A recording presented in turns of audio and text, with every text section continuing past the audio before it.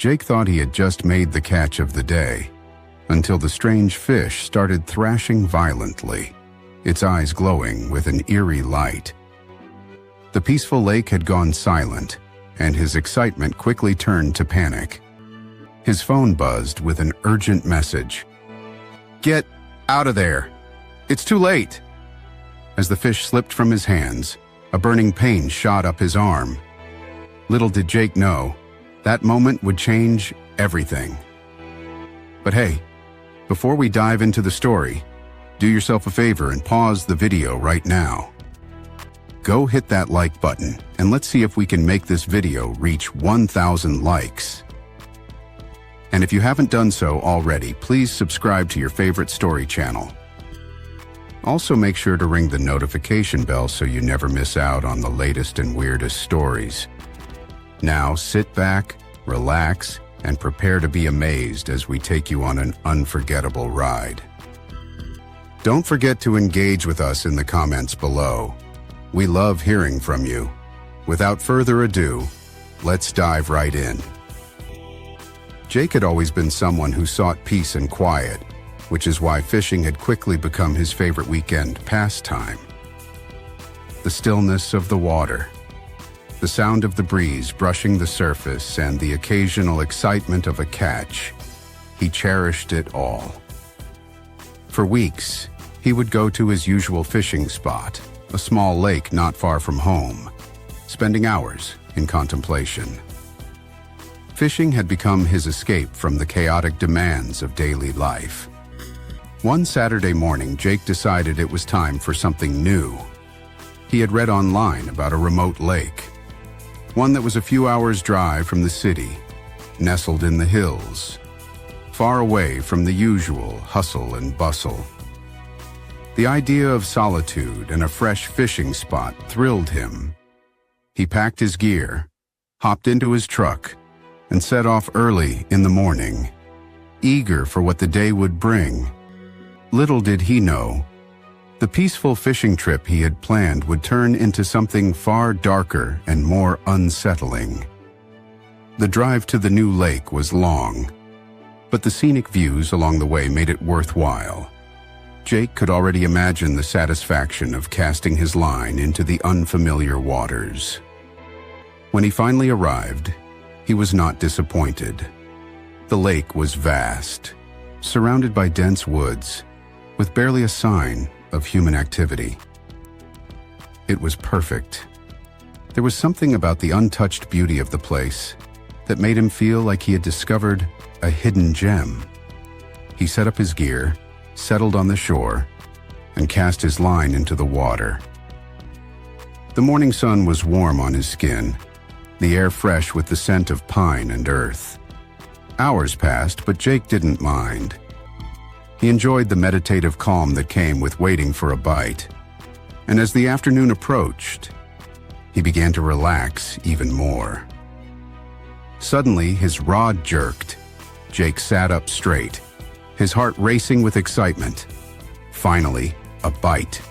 He stood up, bracing himself against the weight at the end of his line, and began to reel it in.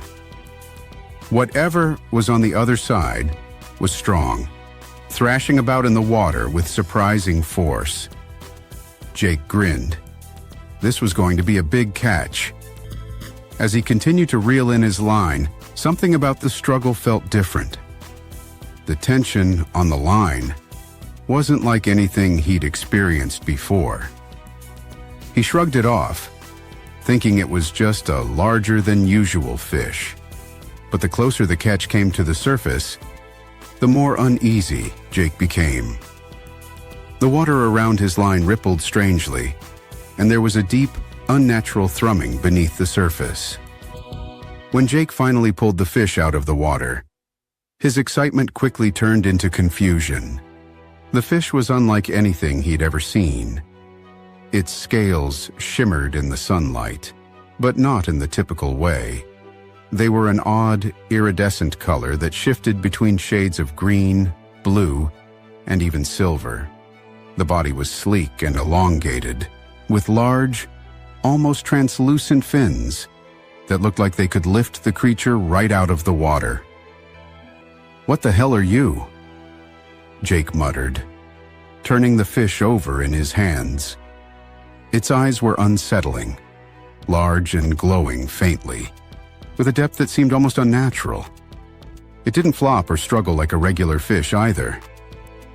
Instead, it seemed to move deliberately, as if it were aware of Jake's presence. Curiosity overrode his unease. Jake placed the strange fish into a bucket filled with water, intending to release it after taking a better look. He wiped his hands on his jeans and pulled out his phone. Quickly, he took a few photos of the creature, figuring it might make for an interesting post in one of his online fishing groups. After all, he'd never seen anything like this before. He uploaded the pictures with the caption, "Caught this weird fish at a new lake. Anyone know what it is?" Then he cast his line back into the water and sat back, occasionally glancing at the bucket where the fish floated silently. Hours passed with no more bites, and Jake's thoughts kept drifting back to the strange fish. Every once in a while, he checked his phone, hoping someone in the forum might have identified it. But the responses were mostly curiosity or jokes. No one had ever seen anything like it.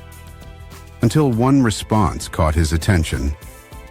Jake's phone buzzed with a notification. He glanced at it and saw a reply from a user named Mark. The comment read, "Get out of there, now." Frowning, Jake read it again, confused. What was that supposed to mean? He clicked on Mark's profile, but there wasn't much information, just a generic username and no posts. He sent a quick reply. "Why? It's just a fish. Do you know what kind it is?" He waited for a response, but didn't get one right away. Jake shrugged it off, figuring it was some sort of prank, and returned to his fishing. The sun was beginning to set, casting a golden hue over the lake. But something was different now. The peacefulness he had enjoyed earlier had been replaced by an unsettling quiet. The usual sounds of nature, the birds, the rustle of leaves, had all but vanished. Jake's phone buzzed again. It was Mark. "Leave now. Do not touch that fish again." Goosebumps prickled Jake's skin.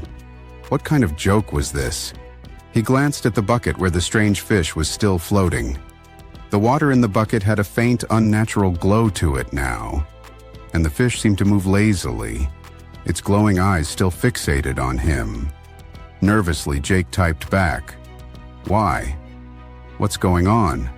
Mark responded almost instantly, "That fish isn't from there. It's dangerous. Get out before it's too late." Jake's pulse quickened. The words seemed ridiculous, but the urgency in them unnerved him. What did Mark mean by "not from there"? He couldn't shake the growing sense of dread that was creeping up his spine. The more he stared at the fish, the more he felt like there was something terribly wrong. Jake stood up, looking around the lake. The eerie quiet was suffocating now, and a low mist had started to roll over the surface of the water. It felt like the world around him was closing in.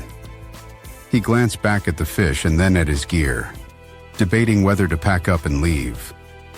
But his curiosity wouldn't let him. He needed answers. He took a deep breath and pulled out his phone again, this time searching for any mention of strange fish sightings in the area. The results were vague, but there were a few obscure articles about environmental anomalies near remote lakes. Some mentioned odd animal behavior, others unexplained disappearances. None of it made any sense, but Jake's gut told him that something was off about this lake. Suddenly, the fish in the bucket began to thrash violently, splashing water everywhere. Startled, Jake stepped back, watching as the fish flopped against the side of the bucket with unnatural force. The glowing in its eyes intensified, and the water around it bubbled slightly, almost as if it were boiling. Jake's phone buzzed again. "Get out now! It's too late!" Panic surged through him, and this time Jake didn't hesitate. He grabbed his gear, threw it into his truck, and sprinted back toward the lake to dump the fish. But as he reached for the bucket, his hand brushed the water, and a searing pain shot up his arm. Jake recoiled in shock, clutching his hand. It was burning, the skin red and swollen where he had touched the water. The fish thrashed harder now, and the water in the bucket glowed ominously. His phone buzzed again, but Jake didn't look. His mind was racing. He had to leave. Now. He kicked the bucket over, sending the fish flopping onto the shore, its glowing body writhing on the dirt. Without looking back, Jake jumped into his truck and sped off, his heart pounding in his chest. The drive home was a blur. His mind raced with 1,000 questions, but no answers. The pain in his hand was unbearable, and his skin had started to blister. He gritted his teeth, fighting the urge to scream. Something was horribly wrong. By the time Jake arrived home, his entire arm was swollen. He rushed into his house, frantically trying to wash the burn with cold water. But nothing seemed to help. His hand was throbbing, the skin turning an alarming shade of red and purple. Desperate, he drove to the nearest hospital, his vision blurring with pain. When the doctor saw his arm, their concern was immediate. They treated him with what they could, but no one had any idea what had caused such a severe reaction. For the next few days, Jake was in and out of medical facilities, but his condition only worsened.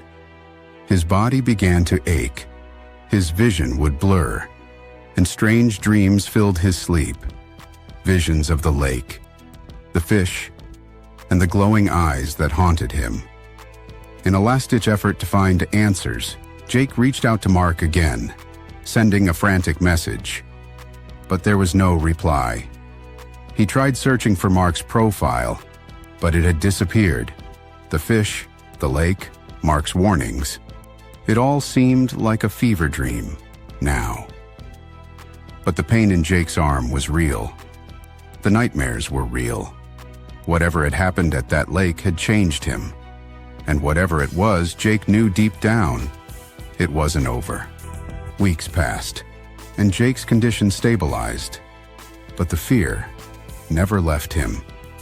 He gave up fishing altogether, unable to shake the sense of dread that now accompanied the thought of water. Every now and then, he would search online for any updates on the strange fish or the lake, but nothing came up. Until one day, months later, when he stumbled across a small news article buried deep on a forum. It was about a lake, his lake, and how the wildlife around it had suddenly vanished. The lake itself had dried up, leaving nothing but barren land in its place. Jake stared at the article, a chill running down his spine. He knew without a doubt that the fish he had caught had something to do with it. The eerie silence, the glowing eyes, the strange messages from Mark. It all pointed to something far more sinister than he had ever imagined. The story wasn't over.